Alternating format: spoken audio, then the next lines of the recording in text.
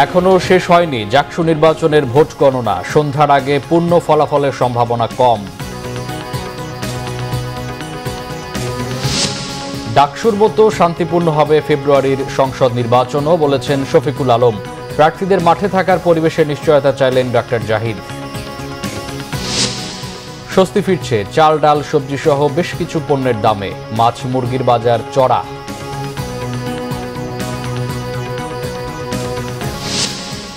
বিকেলে নেপালের অন্তর্বর্তী সরকার প্রধান সুশীলার শপথ নেয়ার সম্ভাবনা। ছন্দে ফিরছে কাঠমান্ডুর জীবনযাত্রায়।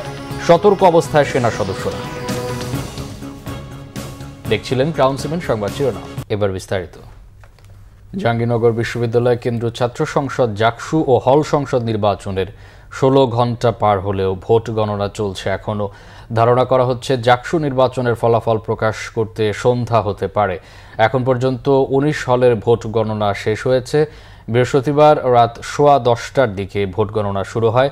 এর আগে বিকেল 5টায় ভোট গ্রহণ শেষ হওয়ার কথা থাকলেও জাতীয় কবি কাজী নজরুল ইসলাম হলে ভোট গ্রহণ চলে সন্ধ্যা 7:30টা পর্যন্ত। এর আগে বৃহস্পতিবার সকাল 9টায় জাকসু ও হল সংসদের ভোট গ্রহণ শুরু হয়। বিশ্ববিদ্যালয়ের 21টি হলকে ভোট কেন্দ্র করা হয়। মোট ভোটার সংখ্যা 11,897। এর মধ্যে ছাত্র 6,115 এবং ছাত্রী 5,728 জন। মোট ভোট পড়েছে 66.72%। ভোট গ্রহণের শুরুতেই হোঁচট খেতে হয় জাকসু নির্বাচন কমিশনকে। কোথাও ব্যালট পেপার না পৌঁছানোয় দেরিতে ভোট শুরু করতে হয়, আবার কোথাও বিদ্যুৎ বিভ্রাটের কারণে ভোট গ্রহণ বন্ধ হয়ে যায়। একটি কেন্দ্রে ছিল না আঙুলে দেয়া অমোচনীয় কালিও। বিকেল 4টার কিছু আগে শিবির সমর্থিত প্যানেল বাদে পুনর্নির্বাচনের দাবিতে জাকসু নির্বাচন বয়কট করে ছাত্রদল সহ অন্যান্য প্যানেল। এদিকে জাকসু নির্বাচনে দায়িত্ব পালনকালে হঠাৎ অসুস্থ হয়ে জান্নাতুল ফেরদৌস নামে এক পোলিং অফিসারের মৃত্যু হয়েছে। শুক্রবার সকালে অসুস্থ অবস্থায় সাভার এনাম মেডিকেলে নেয়ার পথে তার মৃত্যু হয়। তিনি জাহাঙ্গীরনগর বিশ্ববিদ্যালয়ের চারুকলা বিভাগের সহকারী অধ্যাপক ছিলেন।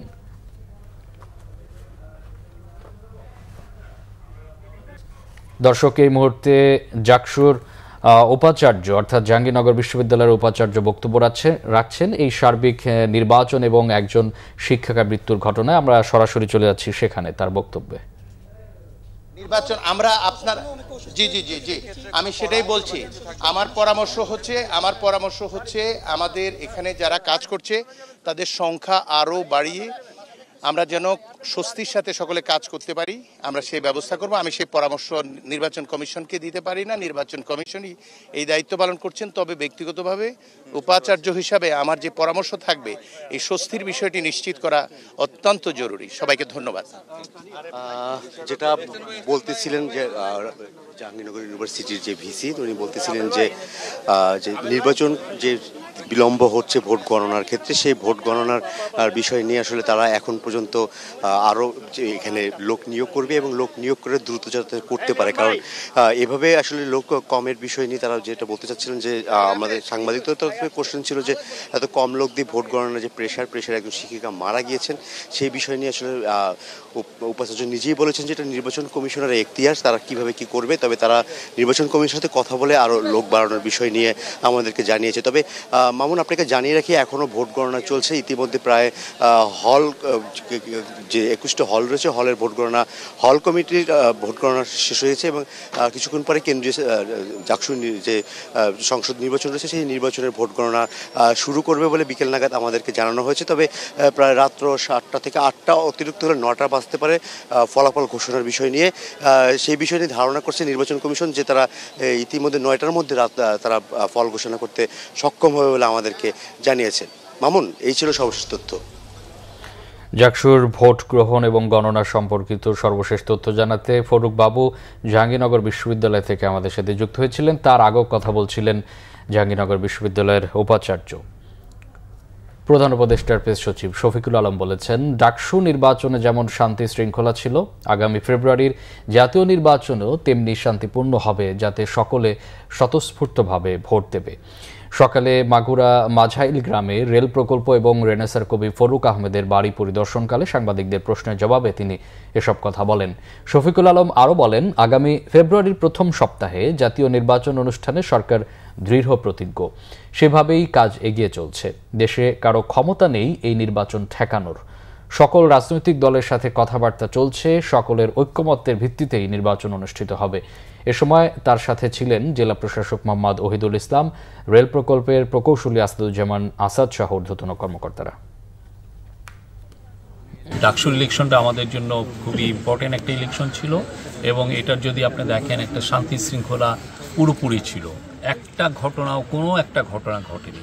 এখন রেজাল্টে কে জিতেছেন বা কে হেরেছেন সেই বিষয়ে এটা আমাদের বিষয় না। আমাদের বিষয়টা হচ্ছে যে আইন শৃঙ্খলা পরিস্থিতি কেমন ছিল, ভোট কীরকম হয়েছে, আমরা বলতে যে আমরা সন্তুষ্ট। পলিটিক্যাল পার্টি থাকলেই মতপার্থক্য থাকবে, না হলে আর বিভিন্ন পার্টি কেন হয়, ঠিক না? আপনি যদি আমার মতোই হবেন তাহলে তো আপনি আমার পার্টি করবেন।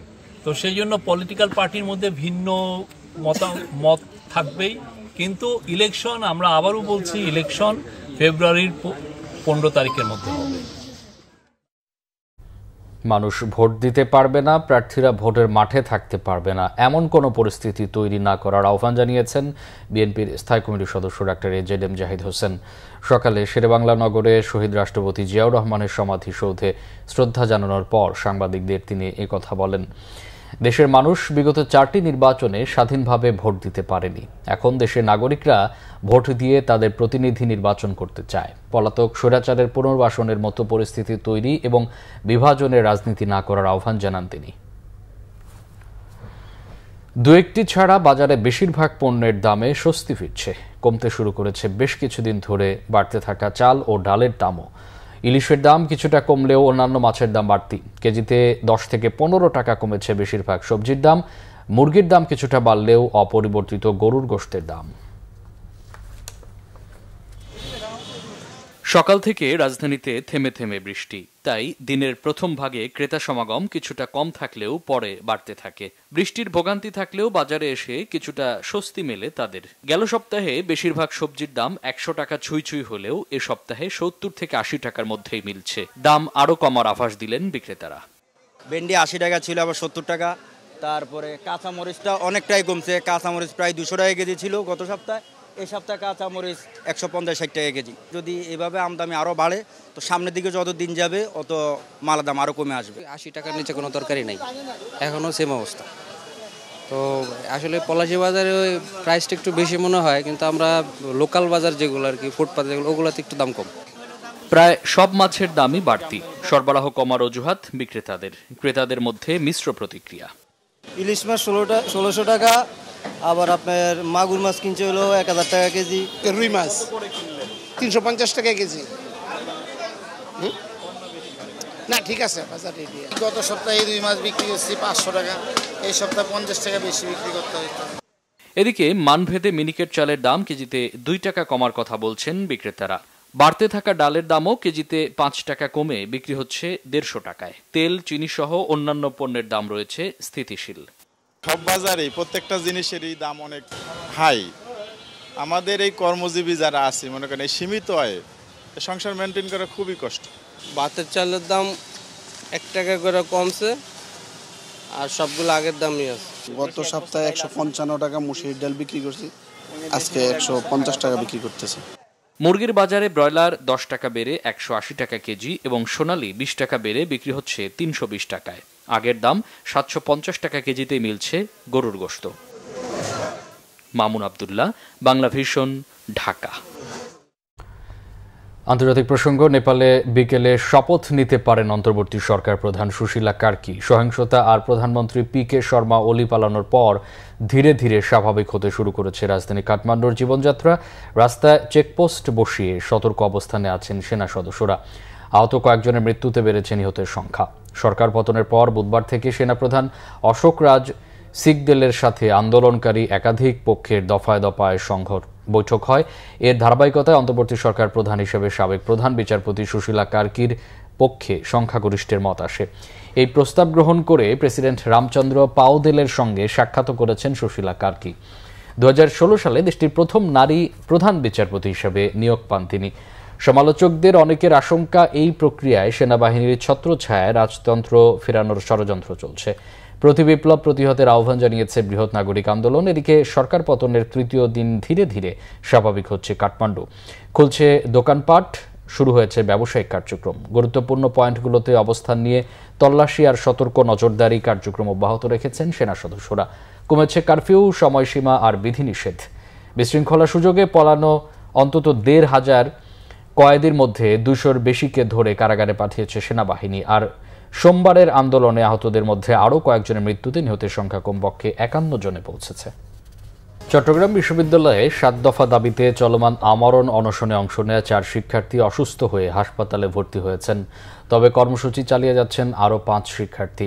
শুক্রবার দুপুর 12টা পর্যন্ত অনশন কর্মসূচির 47 ঘণ্টা অতিক্রম করেছে। এর আগে বুধবার দুপুর 12:30টায় বিশ্ববিদ্যালয়ের প্রক্টরের কার্যালয়ের সামনে অধিকার সচেতন শিক্ষার্থী ব্যানারে 9 জন শিক্ষার্থী অনশন শুরু করেন। শিক্ষার্থীরা বিশ্ববিদ্যালয়ের প্রক্টরিয়াল বডির পদত্যাগ সহ 7 দফা দাবি তুলেছেন।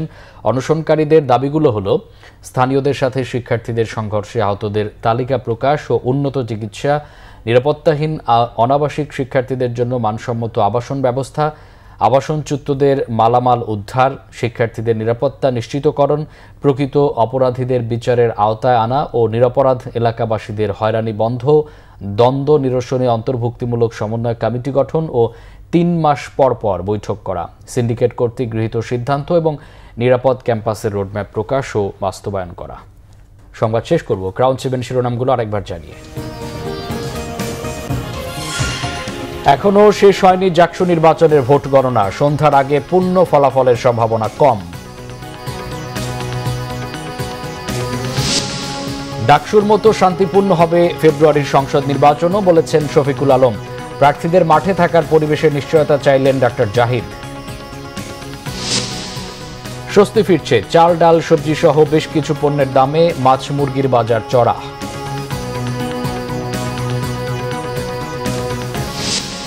বিকেলে নেপালের অন্তর্বর্তী সরকার প্রধান সুশীলার শপথ নেয়ার সম্ভাবনা। ছন্দ ফিরছে কাঠমান্ডুর জীবনযাত্রায়, সতর্ক অবস্থায় সেনা সদস্যরা। এই ছিল এখনকার মতো। পরের সংবাদ বিকেল 4টায়। এর আগে 3টা নিউজ টপ 10। এতক্ষণ সাথে থাকায় ধন্যবাদ।